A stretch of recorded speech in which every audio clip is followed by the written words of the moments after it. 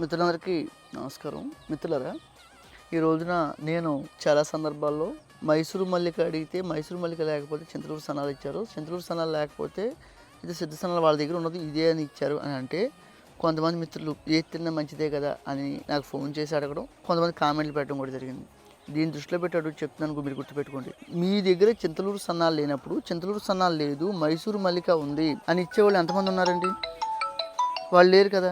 నేను అనేది అదే, ఏదైతే మీ దగ్గర ఉందో అది మా దగ్గర ఉంది, ఇది లేదండి టైం పడుతుంది వేరే రైతుల దగ్గర తీసుకుని ఇస్తామని చెప్పడం పోయి అది ఇదేనని చేస్తూ ఉన్నారంటే, నాకు ఈ మధ్యన కర్ణాటక నుంచి కానీ మనకి మా లోకల్లో విజయవాడ ఆ ప్రాంతంలో నాకు ఫోన్ చేసి కుజీ పటాలు అయితే కుజీ పటాలే మేము గతంలో 6 సంవత్సరాల నుంచి తింటా ఉన్నాం, కుజ్జి పటాలే కూడా వేరే రకం ఇచ్చారని మీ దగ్గర కుజ్జి పటాలే ఉందా అని అడుగుతాను.